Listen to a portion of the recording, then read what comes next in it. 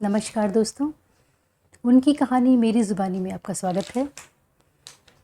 कहानियों की इस श्रृंखला में कहानी पूस की रात एक गरीब किसान की व्यथा है। कर्ज, मौसम की मार, ज़मींदार का दबाव, खेती से हताश किसान की मनोदशा का आईना है। तो चलिए शुरू करते हैं। हल्कू ने जाकर स्त्री से कहा, सहना आया है, लाओ जो रुपए रखे हैं उसे दे दो, किसी तरह गला तो छूटे। मुन्नी झाड़ू लगा रही थी, पीछे फिर कर बोली, 3 ही तो रुपए हैं, दे दोगे तो कंबल कहाँ से आवेगा। माघ पूस की रात हार में कैसे कटेगी। उससे कह दो फसल पर रुपए दे देंगे, अभी नहीं। हल्कू एक क्षण अनिश्चित दशा में खड़ा रहा। पूस सिर पर आ गया। कंबल के बिना हार में रात को वह किसी तरह नहीं सो सकता, मगर सहना मानेगा नहीं, घुड़कियां जमावेगा, गालियां देगा। बला से जाड़ों में मरेंगे, बला तो सिर से टल जाएगी। यह सोचता हुआ वह अपना भारी भरकम डील डॉल लिए हुए, जो उसके नाम को झूठा सिद्ध करता था, स्त्री के समीप आ गया और खुशामद करके बोला, ला दे दे, गला तो छूटे, कंबल के लिए कोई दूसरा उपाय सोचूंगा। मुन्नी उसके पास से दूर हट गई और आंखें तरेरती हुई बोली, कर चुके दूसरा उपाय, जरा सुनूं, कौन सा उपाय करोगे। कोई खैरात दे देगा कंबल। ना जाने कितनी बाकी है जो किसी तरह चुकने में नहीं आती। मैं कहती हूँ तुम क्यों नहीं खेती छोड़ देते, मर मर कर काम करो, उपज हो तो बाकी दे दे। चलो छुट्टी हुई, बाकी चुकाने के लिए ही हमारा जन्म हुआ है, पेट के लिए मजूरी करो, ऐसी खेती से बाज आए। मैं रुपए ना दूंगी, ना दूंगी। हल्कू उदास होकर बोला, तो क्या गाली खाऊं। मुन्नी ने तड़प कर कहा, गाली क्यों देगा, क्या उसका राज है। मगर यह कहने के साथ ही उसकी तनु ही भौं ढीली पड़ गई। हल्कू के उस वाक्य में जो कठोर सत्य था, वह मानो एक भीषण जंतु की भांति उसे घूर रहा था। उसने जाकर आले पर से रुपए निकाले और लाकर हल्कू के हाथ पर रख दिए। फिर बोली, तुम छोड़ दो, अब किसे खेती, मजूरी में सुख से एक रोटी खाने को तो मिलेगी, किसी की धौंस तो ना रहेगी। अच्छी खेती है, मजूरी करके लाओ और वह भी उसी में झोंक दो, उस पर से धौंस। हल्कू ने रुपए लिए और इस तरह बाहर चला गया मानो अपना हृदय निकाल कर देने जा रहा है। उसने मजूरी से एक एक पैसा काट कर 3 रुपए कंबल के लिए जमा किए थे। वे आज निकले जा रहे हैं। एक एक पग के साथ उसका मस्तक अपनी दीनता के भार से दबा जा रहा था। पूस की अंधेरी रात, आकाश पर तारे ठिठुरते हुए मालूम होते थे। हल्कू अपने खेत के किनारे ऊख के पत्तों की छतरी के नीचे बांस के खटोले पर अपनी पुरानी गाढ़ी की चादर ओढ़े पड़ा कांप रहा था। खाट के नीचे उसका संगी कुत्ता जबरा पेट में मुंह डाले सर्दी से कूं कूं कर रहा था। दोनों में से एक को भी नींद न आ रही थी। हल्कू ने घुटनियों को गर्दन से चिपकाते हुए कहा, क्यों जबरा, जाड़ा लगता है। कहता तो था घर में पुआल पर लेटा रहा, तो यहाँ क्या लेने आए थे। अब खाओ ठंड, मैं क्या करूं। जानते थे मैं यहाँ हलवा पूरी खाने आ रहा हूँ। दौड़े दौड़े आगे आगे चले आए, अब रो नानी के नाम को। जबरा ने पड़े पड़े दुम हिलाई और अपनी कूं कूं को दीर्घ बनाता हुआ एक बार जम्हाई लेकर चुप हो गया। उसकी श्वान बुद्धि ने ताड़ लिया, स्वामी को मेरी कूं कूं से नींद नहीं आ रही है। हल्कू ने हाथ निकालकर जबरा की ठंडी पीठ सहलाते हुए कहा, कल से मत आना मेरे साथ, नहीं तो ठंडे हो जाओगे। यह रान पछुआ ना जाने कहाँ से बर्फ लिए आ रही है। उठूं फिर एक चिलम भरूं, किसी तरह रात तो कटे। 8 चिलम तो पी चुका। यह खेती का मजा है। और एक एक भाग्यवान ऐसे पड़े हैं जिनके पास जाड़ा जाए तो गर्मी से घबरा कर भागे। मोटे मोटे गद्दे, लिहाफ, कंबल। मजाल है कि जाड़े का गुजर हो जाए। तकदीर की खूबी है, मजूरी हम करें, मज़ा दूसरे लूटें। हल्कू उठा और गड्ढे में से जरा सी आग निकालकर चिलम भरी। जबरा भी उठ बैठा।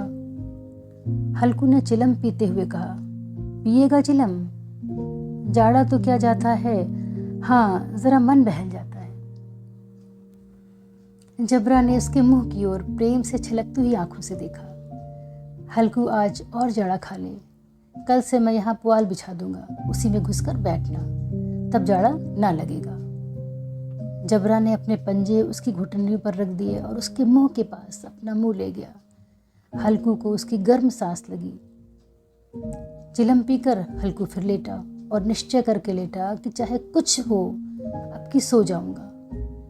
पर एक ही क्षण में उसके हृदय में कंपन होने लगा। कभी इस करवट लेटता, कभी उस करवट, पर जाड़ा किसी पिशाच की भांति उसकी छाती को दबाए हुए था। जब किसी तरह ना रहा गया तो उसने जबरा को धीरे से उठाया और उसके सिर को थपथपाकर उसे अपनी गोद में सुला लिया। कुत्ते की देह से जाने कैसी दुर्गंध आ रही थी, पर वह उसे अपनी गोद में चिपटाए हुए ऐसे सुख का अनुभव कर रहा था जो इधर महीनों से उसे न मिला था। जबरा शायद यह समझ रहा था कि स्वर्ग यही है, और हल्कू की पवित्र आत्मा में तो उस कुत्ते के प्रति घृणा की गंध तक न थी। अपने किसी अभिन्न मित्र या भाई को भी वह इतनी तत्परता से गले लगाता। वह अपनी दीनता से आहत न था, जिसने आज उसे इस दशा में पहुंचा दिया। अपने किसी अभिन्न मित्र या भाई को भी वह इतनी ही तत्परता से गले लगाता। वह अपनी दीनता से आहत न था जिसने आज उसे इस दशा में पहुंचा दिया। नहीं, इस अनोखी मैत्री ने जैसे उसकी आत्मा के सब द्वार खोल दिए और उसका एक एक अणु प्रकाश से चमक रहा था। सहसा जबरा ने किसी जानवर की आहट पाई। इस विशेष आत्मीयता ने उसमें एक नई फूर्ति पैदा कर दी थी जो हवा के ठंडे झोंकों को तुच्छ समझती थी। वह झटपट उठा और छतरी से बाहर आकर भौंकने लगा। हल्कू ने उसे कई बार पुचकार कर बुलाया, पर वह उसके पास न आया। हार कर चारों तरफ दौड़ दौड़ कर भौंकता रहा। एक क्षण के लिए आ भी जाता तो तुरंत ही फिर दौड़ पड़ता। कर्तव्य हृदय में अरमान की भांति उछल रहा था। 1 घंटा और गुजर गया। रात ने शीत को हवा में धधकाना शुरू किया। हल्कू उठ बैठा और दोनों घुटने को छाती से मिलाकर सिर को उसमें छिपा लिया। फिर भी ठंड कम ना हुई। ऐसा जान पड़ता था सारा रक्त जम गया है, धमनियों में रक्त की जगह हिम बह रहा है। उसने झुककर आकाश की ओर देखा। अभी कितनी रात बाकी है। सप्तऋषि अब भी आकाश में आधे भी नहीं चढ़े। ऊपर आ जाएंगे तब कहीं सवेरा होगा। अभी पहर से ऊपर रात है। हल्कू के खेत से कोई एक गोली के टप्पे पर आमों का एक बाग था। पतझड़ शुरू हो गई थी। बाग में पत्तियों का ढेर लगा हुआ था। हल्कू ने सोचा चलकर पत्तियां बटोरूं और उन्हें जलाकर खूब तापूं। रात को कोई मुझे पत्तियां बटोरते देखे तो समझे कोई भूत है। कौन जाने कोई जानवर छिपा बैठा हो, मगर अब तो बैठे नहीं रहा जाता। उसने पास के अरहर के खेत में जाकर कई पौधे उखाड़ लिए और उनकी एक झाड़ू बनाकर हाथ में सुलगता हुआ अपना लिए बगीचे की ओर चला। उसने पास के अरहर के खेत में जाकर कई पौधे उखाड़ लिए और उनका एक झाड़ू बनाकर हाथ में सुलगता हुआ उपला लिए बगीचे की ओर चला। जबरा ने उसे आते देखा तो पास आया और दुम हिलाने लगा।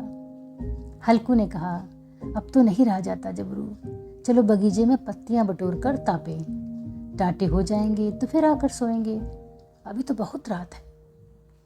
जबरा ने कू कू करके सहमत प्रकट की और आगे आगे बगीचे की ओर चला। बगीचे में खूब अंधेरा छाया हुआ था और अंधकार में निर्दय पवन पत्तियों को कुचलता हुआ चला जाता था। वृक्षों से ओस की बूंदें टप टप नीचे टपक रही थी। एकाएक एक झोंका मेहंदी के फूलों की खुशबू लिए हुए आया।